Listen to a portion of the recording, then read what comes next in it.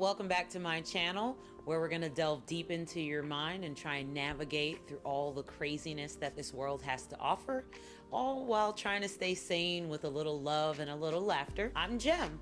I get the joy and pleasure of being your guide, and I'm so glad that you're here. I wanted to talk to you guys today about something that we all need, but we rarely give.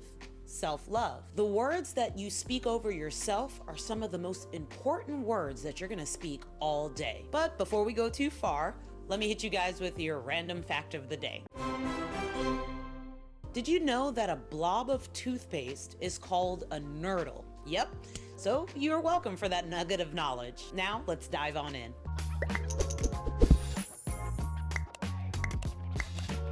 Self-love can be defined as having a high regard for one's own well-being and happiness, not sacrificing one's joy to please others. These words, though, are easier said than done. Although I do believe a person's upbringing in childhood impacts their definition of love, as we get older, we need to understand that love is a choice. The way you walk, the way you talk, the way you interact is all part of how you love yourself. And if there's an aspect of yourself that you don't like, well, change it.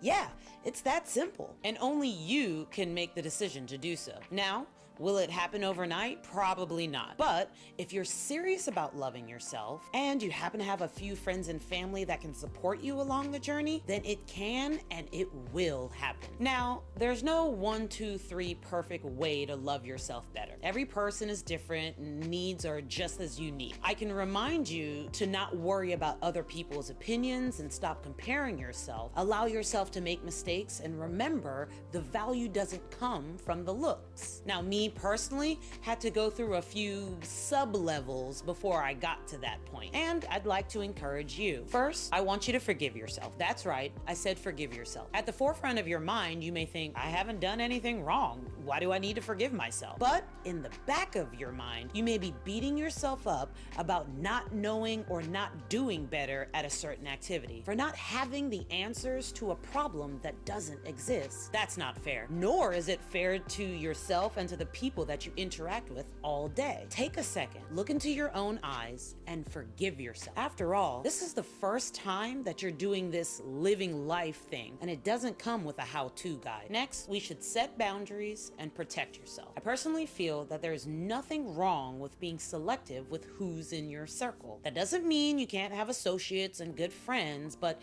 the people that you choose to call family, whether blood related or not, should be slim. And because of that, when you tell yourself something positive, you'll have a few people that can agree with you and lift up every word that you're putting out. Too many different people mean too many different opinions, and that can be conflicting. Let people know that negativity will not be tolerated when you're around. And if you have to leave, then leave. You are more powerful than you think. Next, you should process your feelings and feel pain and joy as fully as you can. Your feelings matter. Your feelings are valid. If you're hurting, lean into that pain. Go through all of the roller coasters of emotions that come along with that. If you're joyous, revel in that joy. Don't put a cap on it by saying, I'm not allowed to be this happy. Yes, you are. You deserve it. You made it this far, didn't you? Why not celebrate it? Please remember that these are emotions that will help you understand yourself a little bit better, and also that you are not your feelings. Now, let me hit you with a few rapid reminders. Be kind to yourself. Not just doing nice things, but be kind. Practice self-empathy. Develop trust in yourself by honoring your commitments. If you say you're going to the movies, then go to the movies. Did you promise yourself that you'd go to that nature hike that weekend? Don't come up with a last-minute excuse. Go for it. Also, romance yourself. Quality dinner, quality presents, quality time. Whatever that looks like, get excited about adoring the person that you're going to be. Communicate with yourself in positive ways. For me, it's positive notes on my bathroom mirror, so it's the first thing that I see every morning. For you, it might be leaving positive voicemails on your phone so you can play it back and hear it later. Lastly, live intentionally, and remember all of this is a process. Cut yourself some slack. Rome wasn't built in a day, and neither neither are you. It took a few years to get your body and mind in the shape that it's in now, and it'll take a few more years to clean it up and make it something that you can be proud of. So, how will you practice self-love this week? Did any of my suggestions help you out? Leave your thoughts and comments in the section below so we can start a dialogue. It's about time for me to hit the dusty trail, but as always, I want to thank you so much for joining me on this journey. If you'd like to continue, please don't forget to hit like and subscribe to the channel to keep up with all the latest. Until we meet again, bye for now.